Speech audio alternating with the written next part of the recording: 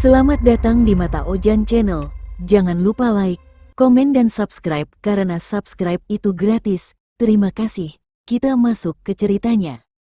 Hujan turun deras saat aku berlari melintasi taman kampus.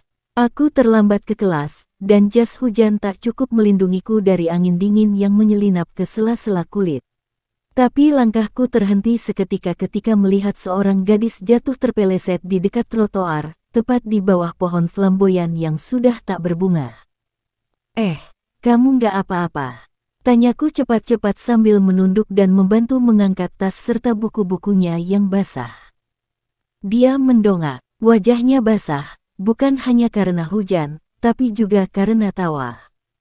"Aku sih nggak apa-apa, tapi harga diriku agak retak," jawabnya ringan, membuatku ikut tertawa. Senyumnya cerah, seperti mentari yang menembus hujan, aneh, tapi menghangatkan. "Namanya Aurel. Kami tidak satu jurusan, tapi ternyata kami sering berada di gedung yang sama.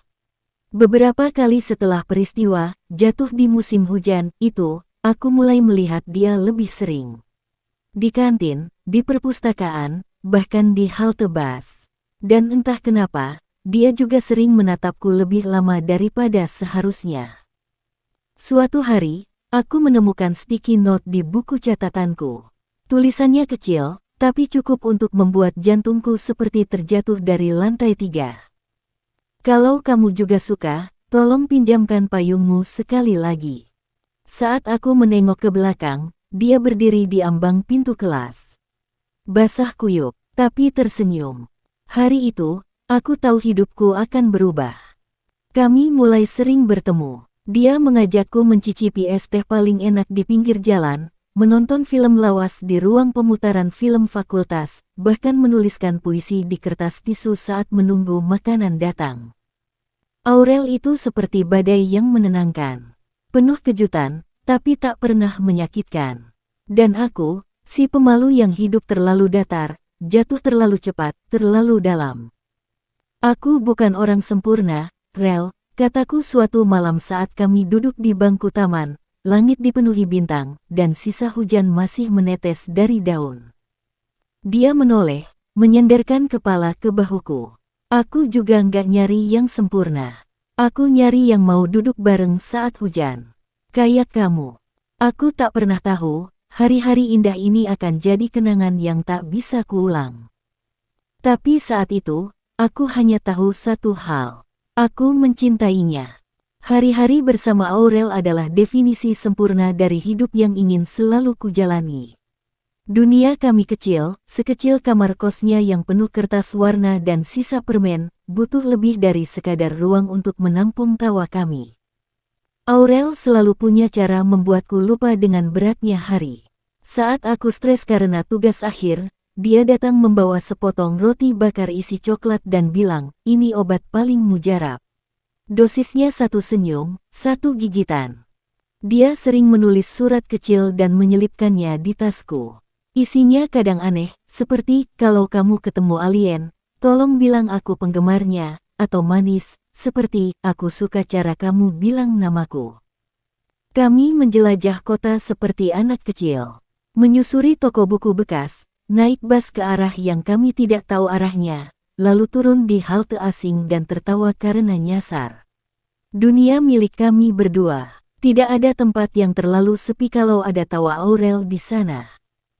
Hingga suatu sore, saat kami duduk di bangku taman kampus, Aurel mendadak diam. Matanya menerawang ke langit yang mulai mendung. "Aku sering ngerasa capek belakangan ini," katanya pelan. "Sakit kepala, mual, kadang susah nafas." Aku menggenggam tangannya. "Kamu udah cek ke dokter?" Dia menggeleng. "Takut." Aku mencoba tersenyum menenangkannya. "Nggak perlu takut, aku temani, ya." Aurel mengangguk kecil, tapi matanya masih penuh awan gelisah. Kami kira itu hanya kelelahan, kurang tidur, atau asam lambung. Kami tak pernah mengira itu akan jadi awal dari segalanya. Beberapa hari kemudian, saat aku mengantar Aurel ke rumah sakit untuk periksa, wajah dokter itu cukup menjelaskan semuanya. Aku mencoba membaca gerak bibirnya, tapi seperti dunia membeku di sekitarku. Hanya satu kalimat Aurel yang menghantam telingaku. "Ray, aku kena kanker." Suara hujan mengguyur atap rumah sakit saat itu. Tapi bagiku, yang turun dari langit bukan air, tapi ketakutan. Hari-hari setelah diagnosis itu seperti berjalan dalam kabut. Aurel divonis mengidap kanker ovarium stadium lanjut. Kata-kata dokter seperti gemuruh yang tak pernah berhenti di telingaku. Rasanya tak nyata. Bagaimana mungkin seseorang seceria dia menyimpan sakit sebesar itu? Kami tidak punya banyak pilihan, tapi kami punya waktu, walau tak banyak. Dan Aurel memilih untuk tetap hidup sepenuh-penuhnya dalam waktu yang tersisa. Aku nggak mau jadi pasien yang murung. Aku tetap Aurel yang suka es krim, senja, dan kamu, katanya suatu malam sambil menyender di bahuku, infus masih tertancap di lengannya. Kami membuat daftar mimpi. Aurel menuliskannya dengan spidol warna-warni. Menari di pantai pas matahari tenggelam. Nyanyi di taman kota pakai gitar pinjaman. Baca buku sampai pagi sambil peluk kamu. Nyobain semua rasa es krim di toko favorit. Lihat hujan sambil dengerin lagu lama. Bikin satu surat cinta terakhir. Kami mulai mencicil satu persatu. Di sela kemoterapi yang menyakitkan, Aurel tetap tersenyum. Rambutnya mulai rontok, tubuhnya makin kurus, tapi dia tak pernah berhenti berkata, "Aku bahagia." Saat kami ke pantai, dia benar-benar menari di pasir, dengan tubuh lemah dan napas pendek, tapi matanya bersinar seperti dulu. "Kalau nanti aku nggak ada, ingat aku kayak gini, ya," katanya, menari dalam cahaya keemasan senja. Aku tersenyum waktu itu, tapi diam-diam aku menahan air mata. Karena aku tahu, tak ada daftar mimpi yang bisa menunda maut. Suatu malam, Aurel bertanya sambil memandangi langit-langit kamarnya, "Kalau aku pergi duluan, kamu masih akan ingat aku, kan?" Aku menggenggam tangannya. Setiap hari. Dia mengangguk pelan, lalu menutup mata. Aku percaya. Dan malam itu, untuk pertama kalinya, aku berdoa lebih lama dari biasanya.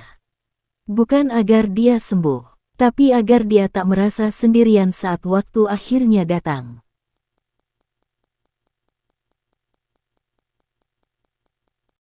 Musim hujan kembali datang, tapi kali ini tak ada lagi tawa di bawah payung. Tak ada lagi Aurel yang berseru girang saat rintik pertama menyentuh pipinya. Yang tersisa hanya kamar rumah sakit beraroma obat, suara mesin yang berbunyi pelan, dan tubuh Aurel yang semakin lemah dari hari ke hari. Setiap pagi aku datang lebih awal. Duduk di sisi ranjang, memijat tangannya yang dingin, membacakan puisi-puisi kesukaannya. Tapi Aurel lebih sering tertidur. Bahkan saat bangun pun, matanya seperti kehilangan cahaya. "Kamu capek iya?" bisikku suatu pagi. Dia membuka mata perlahan. "Capek banget." Aku ingin menjerit, tapi aku hanya menggigit bibirku, menggenggam jemarinya lebih erat. Saat perawat keluar, Aurel menarik nafas panjang dan memandangku. "Kalau aku nggak bangun besok, kamu janji nggak akan benci hidup."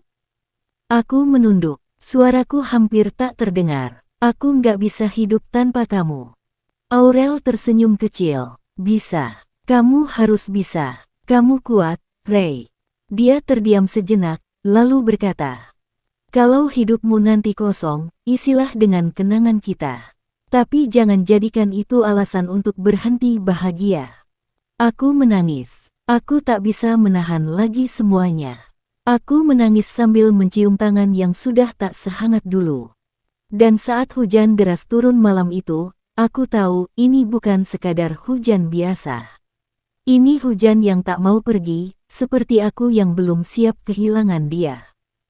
Pagi itu, langit berwarna kelabu pucat. Hujan baru saja reda, menyisakan embun di jendela kamar rumah sakit.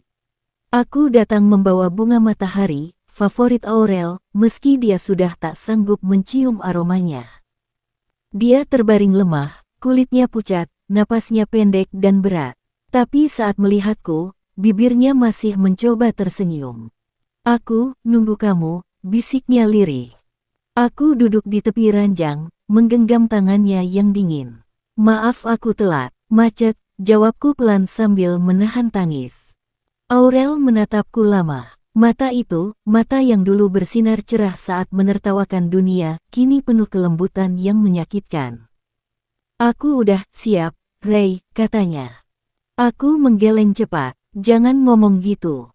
Dia tersenyum samar. Aku nggak takut lagi. Aku udah sempat nari di pantai, makan es krim kesukaan, nyanyiin lagu favorit kita. Tetes air jatuh dari mataku. Tapi aku belum siap. Dia menggenggam jari-jariku pelan. Lemah, tapi hangat. Kamu pernah bilang mau genggam tanganku sampai rasa takutku pergi. Sekarang, aku yang mau bilang, kamu nggak sendiri. Lalu ia menutup mata. Dan dalam sekejap, suara mesin detak jantung berubah menjadi garis lurus. Perawat datang, dokter memeriksa, dan aku tetap di situ. Diam, membeku, tak percaya. Aurel, orang yang paling cerah dalam hidupku, pergi dalam diam. Aku mencium keningnya, menahan tubuhnya yang kaku, dan membisikkan, terima kasih karena sempat jadi semestaku. Hujan kembali turun sore itu. Tapi kali ini, tak ada tawa. Tak ada tangan yang menggapai payung. Hanya aku, dan kehilangan yang tak bisa kuucapkan. Setahun berlalu sejak Aurel pergi. Tapi rasanya seperti kemarin, semua kenangan masih hidup, seolah-olah dia hanya sedang pergi sebentar dan akan kembali mengetuk pintu kosku sambil membawa 2 gelas es teh manis. Aku masih sering ke taman tempat kami biasa duduk, masih membawa bunga matahari setiap tanggal dia berpulang, dan masih menyimpan semua surat-surat kecil yang dulu sering ia selipkan diam-diam. Hingga suatu malam, saat membereskan kamar kosnya yang belum kubah sedikit pun, aku menemukan sebuah amplop tersembunyi di balik buku harian. Tulisannya khas, lembut, rapi, dan penuh warna. Untuk Ray, kalau kamu menemukan surat ini, berarti aku sudah pergi lebih jauh daripada biasanya. Tapi jangan sedih, aku nggak benar-benar hilang. Aku cuma berpindah tempat ke dalam kenanganmu, ke dalam lagu yang biasa kita nyanyikan, dan ke dalam bunga matahari yang selalu kamu bawa. Aku tahu kamu akan sedih. Tapi aku juga tahu kamu kuat. Aku ingin kamu terus hidup. Makan tepat waktu, tidur cukup, dan jangan lupa sesekali tertawa. Hidupmu masih panjang, Ray, dan bahagiaku juga tergantung dari bahagiamu. Kalau suatu hari kamu jatuh cinta lagi, tolong jangan merasa bersalah. Aku ingin kamu mencintai lagi, tertawa lagi, dan menemukan pelangi lain dalam hidupmu. Cinta tidak harus abadi untuk menjadi nyata. Karena cinta kita akan selalu hidup. Terima kasih karena sudah jadi rumahku selama aku di dunia. Aku mencintaimu. Selalu, Aurel. Tanganku gemetar. Air mataku jatuh tanpa bisa dicegah. Tapi kali ini, ada senyum kecil yang ikut mengalir bersamanya. Hari ini aku berdiri di depan batu nisan sederhana bertuliskan namanya. Membaca surat itu sekali lagi, lalu menaruh bunga matahari di atas tanah yang masih basah oleh embun pagi. Aku akan hidup, Aurel. Dan aku akan bahagia. Untuk kita berdua. Dan saat aku melangkah pergi, aku merasa ringan. Seolah dia menggenggam tanganku lagi untuk terakhir kali. Tapi tak akan pernah benar-benar terakhir. Karena cinta kami, meski kandas, tak pernah benar-benar berakhir. Selesai. Tapi, bukan akhir dari cinta saat seseorang pergi. Tapi awal dari mencintai dengan cara yang berbeda, dalam doa, dalam ingatan, dalam langkah hidup yang kujalani untuk kita berdua. Terima kasih telah mendengarkan hingga akhir, sampai jumpa lagi.